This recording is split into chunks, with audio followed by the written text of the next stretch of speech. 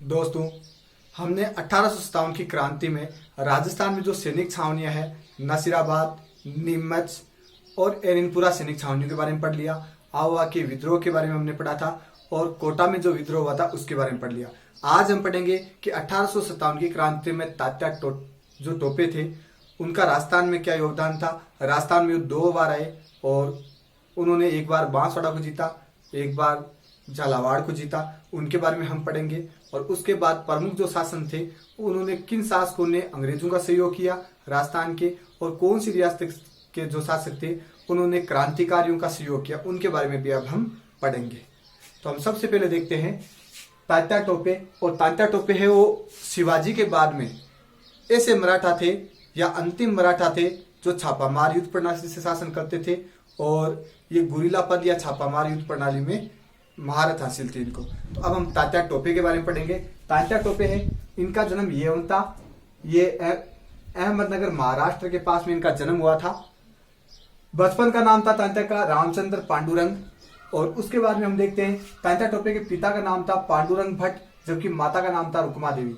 एक बार क्या होता है, तात्या टोपे के पिता है वो इनको एक टोप लेके आते हैं, यानी एक टोपी लेके आते हैं, और वो तात्या टोपे वो रात दिन उस टोपी को ही पहनते हैं हमेशा ही। तब उनका जो बड़ा भाई है वो उनको तात्या तात्या करके बोलते हैं, इसीलिए उनका नाम पड़ जाता है तात्या टोपे। जबकि बचपन का उनका नाम था वो था रामचंद्र पांडुरंग। पेशवा बाजीराव के दंतक पुत्र थे नाना साहब, और नाना साहब को अंग्रेजों ने क्या किया, पुणे से निष्कासित कर दिया और कानपुर भेज दिया था। तो नाना साहब ने क्या किया था, 1857 की क्रांति में जो कानपुर में विद्रोह हुआ था उसका नेतृत्व किसने किया था, नाना साहब ने किया था। और तात्या टोपे वो नाना साहब के ही सेनापति थे। जब नाना साहब कानपुर से हार जाते हैं उसके बाद में तात्या टोपे है वो झांसी की रानी लक्ष्मीबाई की मदद करने के लिए झांसी आते हैं, और फिर ग्वालियर में भी झांसी की रानी का साथ देते हैं। यहाँ से भी जब हार जाते हैं तो तात्या टोपे वो 2 बार राजस्थान में आते हैं। अब हम देखते हैं कि पहली बार जब राजस्थान में आते हैं तात्या टोपे, तो राजस्थान में प्रथम बार जो राजस्थान में प्रवेश किया था वो 8 अगस्त 1857 को मांडलगढ़ भीलवाड़ा से किया था। यहाँ पर मांडलगढ़ है, इधर से तात्या टोपे ने राजस्थान में प्रवेश किया था भीलवाड़ा मांडलगढ़ से 8 अगस्त 1857 को। और अगले ही दिन यानी 9 अगस्त को तो उन्होंने कुआड़ खोल दिया, यानी 9 अगस्त 1857 को कुआड़ा का युद्ध हुआ था। 9 अगस्त 1857 को, और कुआड़ा का युद्ध है वो कोठारी नदी किनारे भीलवाड़ा जिले में हुआ था, कुआड़ा नामक स्थान पर। और उसमें जनरल रॉबर्ट्स की सेना और तात्या टोपे के बीच में मुकाबला होता है, जिसमें तात्या टोपे हार जाते हैं। और तात्या टोपे है वो भीलवाड़ा से आगे जाते हैं बूंदी, और बूंदी के उसमें राम सिंह शासक थे। 1857 की क्रांति के अंदर जयपुर के सवाई राम सिंह शासक थे, वो द्वितीय थे, और कोटा के भी राम सिंह द्वितीय शासक थे, जबकि बूंदी के भी राम सिंह शासक थे। तो बूंदी के शासक राम सिंह वो क्रांतिकारियों की मदद करते हैं, और उस समय तात्या टोपे को 7 लाख रुपए देते हैं। और इसके बारे में हमें जानकारी मिलती है कि राम सिंह के दरबार में ये बूंदी के एक कवि थे सूर्यमल मिश्रण, तो उनका एक ग्रंथ है वीर सत्सई, उस ग्रंथ से हमें इसके बारे में जानकारी मिलती है। उसके बाद में हम देखते हैं कि बूंदी के बाद में तात्या टोपे वो नाथद्वारा जाते हैं, और नाथद्वारा में श्रीनाथ जी के दर्शन करते हैं, और नाथद्वारा में जो पुजारी है यानी महंत है उनके आशीर्वाद लेते हैं। और उसके बाद में वहीं पास में नाथद्वारा के पास में रुकमनगढ़ के पास के मैदान में उनकी अंग्रेजों से एक बार और झड़प होती है। और उसके बाद तात्या टोपे है वो झालावाड़ जाते हैं। यहां से पहले भीलवाड़ा आए थे।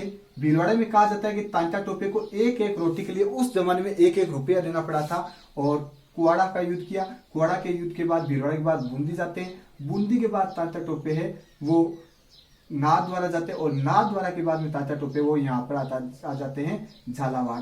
और झालावाड़ के उसमें जो शासक था वो पृथ्वी सिंह था। पृथ्वी सिंह को तात्या टोपे हरा देते हैं और झालावाड़ पे अधिकार कर लेते हैं।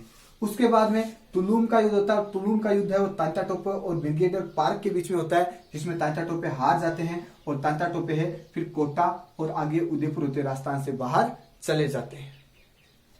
तो दोस्तों, तात्या टोपे वो 2 बार राजस्थान आते हैं। पहली बार 8 अगस्त 1857 में आते हैं, उस समय वो झालावाड़ पे अधिकार कर लेते हैं और टोंक पर भी अधिकार करते हैं। जबकि दूसरी बार तात्या टोपे है वो 11 दिसंबर 1857 को आते हैं। दूसरी बार तात्या टोपे वो दक्षिणी राजस्थान से प्रवेश करते हैं, यानी बांसवाड़ा जिले में राजस्थान में प्रवेश करते हैं 11 दिसंबर 1857 को। और बांसवाड़ा के उसमें शासक थे वो लक्ष्मण सिंह थे। तात्या टोपे और लक्ष्मण सिंह के बीच में युद्ध होता है, और तात्या टोपे बांसवाड़ा पे अधिकार कर लेते हैं। उसके बाद में अंग्रेज अधिकारी थे लीन माउथ और मेंजर रॉक से तात्या टोपे का युद्ध होता है, जिसमें तात्या टोपे हार जाते हैं। और फिर तात्या टोपे है वो बांसवाड़ा के बाद में इधर टोंक की तरफ चले जाते हैं और टोंक में का जागीरदार था नासिर मोहम्मद खां। नासिर मोहम्मद खां तात्या टोपे से मिल जाता है और तात्या टोपे है वो जागीरदार नासिर मोहम्मद खां की मदद से टोंक पर भी अधिकार कर लेते हैं। लेकिन जयपुर का पॉलिटिकल एजेंट यानी पीए था मेजर ईडन, और मेजर ईडन व तात्या टोपे के बीच में युद्ध होता है और उसमें तात्या टोपे हार जाते हैं और उसके बाद में टोंक पर मेजर ईडन वापस अधिकार कर लेते हैं। उसके बाद तात्या टोपे 21 जनवरी 1859 को सीकर पहुंचते हैं और कहा जाता है कि राजस्थान में 1857 की क्रांति की जो शुरुआत हुई थी वो तो नसीराबाद सैनिक छावनी से हुई थी 28 मई 1857 में, जबकि जो अंत हुआ था वो सीकर में हुआ था 1859 में। उसके बाद में तात्या टोपे है उनको 7 अप्रैल 1859 को नरवर के जंगलों में मान सिंह नरूका उनका एक विश्वासघाती मित्र था और उसने क्या किया, विश्वासघात करके वो सोते हुए तात्या टोपे को 7 अप्रैल 1859 को बंदी बनवा दिया जाता है और यहाँ पर अंग्रेज है वो तात्या टोपे को पकड़ लेते हैं। उसके बाद में अगले ही दिन 8 अप्रैल 1859 को न्यायाधीश बाग ने तात्या टोपे को फांसी की सजा सुनाई और उसके बाद में 18 अप्रैल 1859 को शिवपुरी या शिवपुरी ये एमपी में है, यहाँ पर तात्या टोपे को फांसी दे दी जाती है। और तात्या टोपे है वो 1857 की क्रांति में शहीद होने वाले अंतिम क्रांतिकारी थे। तात्या टोपे को जो फांसी दी गई थी उसके बारे में सावरस ने कहा था कि इतिहास हमेशा ये याद रखेगा कि अंग्रेजों ने अन्यायपूर्वक तात्या टोपे को फांसी दी है।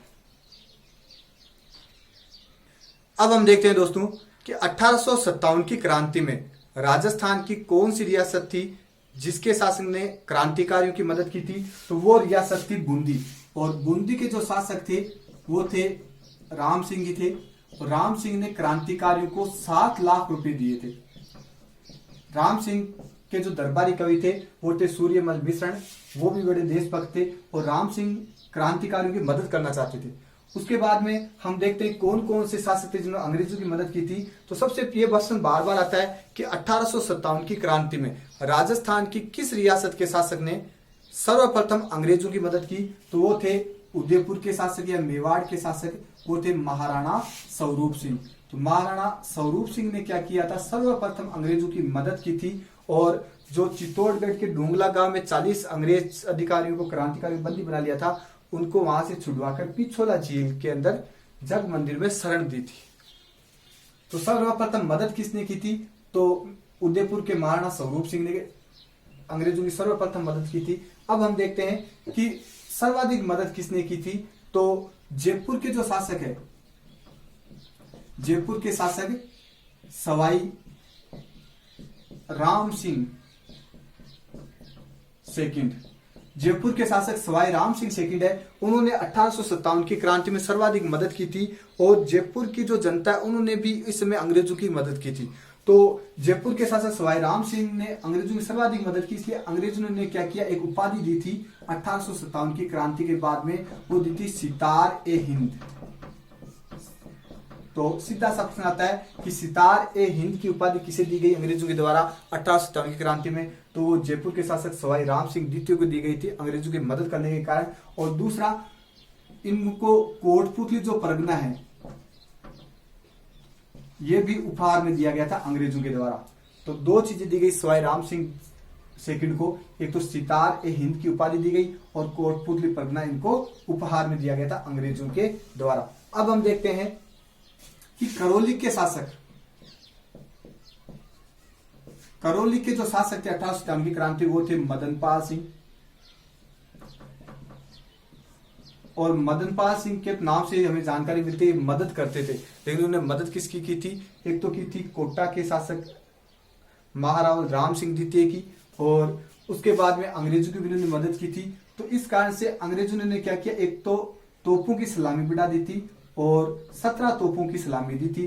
दूसरा, इनको एक उपाधि दी थी the great state commander of India की उपाधि भी दी थी, वो करौली के मदनपाल को दी थी। अब हम देखते हैं कि 1857 की क्रांति में यहां पर बीकानेर आता है और बीकानेर के जो शासक थे 1857 की क्रांति में, बीकानेर के शासक थे सरदार सिंह। सरदार सिंह ने क्या किया था, 1857 की क्रांति में अंग्रेजों की मदद की थी। और सरदार सिंह 1857 की क्रांति में एकमात्र ऐसे शासक थे जिन्होंने अपनी सेना राजस्थान से बाहर लेकर जाते हैं और हिसार से भी आगे लेकर जाते हैं क्रांतिकारियों से लड़ने के लिए और अंग्रेजों की मदद करने के लिए। तो एक प्रश्न सीधा सा आता है कि 1857 की क्रांति में राजस्थान का वह कौन सा शासक था जिसने अपनी सेना लेकर अंग्रेजों की मदद के लिए राजस्थान से बाहर गया, तो वो थे बीकानेर के सरदार सिंह। अलवर के शासक बन्ने सिंह थे 1857 की क्रांति के समय। और बन्ने सिंह है वो आगरा के अंदर, आगरा यहां पर आता है, अलवर यहां पे, तो आगरा में अपनी सेना भेजना चाहते थे। वहां पर अंग्रेजों के बच्चे और उनकी जो औरतें थी उनको बंदी बना लिया गया था क्रांतिकारियों द्वारा। तो ये अंग्रेजों की मदद करने अपनी सेना आगरा भेजना चाहते थे। लेकिन रास्ते में जब ये सेना आगरा जा रही थी, अलवर की सेना, तो अंसरेल एक स्थान है भरतपुर में, वहां पर क्रांतिकारियों को इसके बारे में जानकारी मिल गई और क्रांतिकारियों ने अचरेल भरतपुर के अंदर अचरेला यहां पर बन्ने सिंह की जो सेना थी उसको लूट लिया और उसका धन भी यहां पर लूट लिया। इस कारण से वो सेना आगे नहीं जा सकी। अब हम देखते हैं दोस्तों अमरचंद भाटिया के बारे में। अमरचंद भाटिया का जन्म 1791 में बीकानेर में हुआ था, यानी ये बीकानेर निवासी थे। और ये क्या करते हैं, अपने पिता के साथ व्यापार करने के लिए कहां पे चले जाते हैं, ग्वालियर चले जाते हैं। और ग्वालियर में इनको नगर सेठ की उपाधि दी जाती है। 1857 की क्रांति के समय इन्होंने क्या किया था, 1857 की जो क्रांति हुई थी, तो क्रांति के समय इन्होंने जो धन है, अपना निजी धन भी और जो ग्वालियर का जो खजाना था वो एक तो रानी लक्ष्मीबाई को दिया था, लक्ष्मीबाई व तात्या टोपे को दिया था। तो इन्होंने अपना पूरा का पूरा धन है वो रानी झांसी की रानी लक्ष्मीबाई व तात्या टोपे को दे दिया था। इस कारण से इसकी जानकारी जब अंग्रेजों को मिलती है तो अंग्रेज इनको क्या करते हैं, ग्वालियर के अंदर ही क्या करते हैं, ये ग्वालियर में ही 22 जून 1857 को फांसी दे देते हैं। एक पेड़ पर इनको लटका दिया जाता है और पेड़ पर लटका कर इनको फांसी दे दी जाती है। उसके बाद में वहां जहां पर इनको फांसी दी गई थी वहां पर अभी वर्तमान में उसी पेड़ के नीचे ग्वालियर में इनकी मूर्ति बनी हुई है। और ये राजस्थान के 1857 की क्रांति में इन्होंने झांसी की रानी की मदद की थी। जैसे महाराणा प्रताप की मदद है वो भामाशाह ने की थी, वैसे 1857 की क्रांति में लक्ष्मीबाई और तात्या टोपे की इन्होंने धन देकर मदद की थी। इसलिए 1857 की क्रांति का भामाशाह किसे कहते हैं, तो वो भामाशाह कहा जाता है अमरचंद भाटिया को। अमरचंद भाटिया को राजस्थान में 1857 की क्रांति का राजस्थान का प्रथम शहीद कहा जाता है। तो 1857 की क्रांति के समय राजस्थान के प्रथम शहीद थे और इन्हें राजस्थान का मंगल पांडे भी कहा जाता है। राजस्थान का मंगल पांडे किसे कहते हैं, तो अमरचंद भाटिया कहते हैं। तो 3 उपनामों से इन्हें पुकारा जाता है। 1857 की क्रांति का भामाशाह किसे कहा जाता है, तो वो कहा जाता है अमरचंद भाटिया को। क्यों कहा जाता है, क्योंकि इन्होंने तात्या टोपे व झांसी की रानी लक्ष्मीबाई को धन देकर मदद की थी, इसलिए। दूसरा प्रश्न ये आता है कि राजस्थान का 1857 की क्रांति में प्रथम शहीद कौन था, तो वो थे अमरचंद भाटिया। और कहां पर इनको फांसी दी गई थी, तो ग्वालियर में एक पेड़ पर लटका कर इनको फांसी दे दी गई थी जहां मूर्ति बनी है, इसीलिए इन्हें राजस्थान का मंगल पांडे भी कहा जाता है। क्यों, क्योंकि भारत में 1857 की क्रांति में प्रथम जो शहीद थे वो थे मंगल पांडे और राजस्थान में अमरचंद भाटिया थे, इसलिए राजस्थान में अमरचंद भाटिया को 1857 की क्रांति का राजस्थान का मंगल पांडे कहा जाता है। अमरचंद भाटिया का संबंध कहां से था, तो वो था बीकानेर से।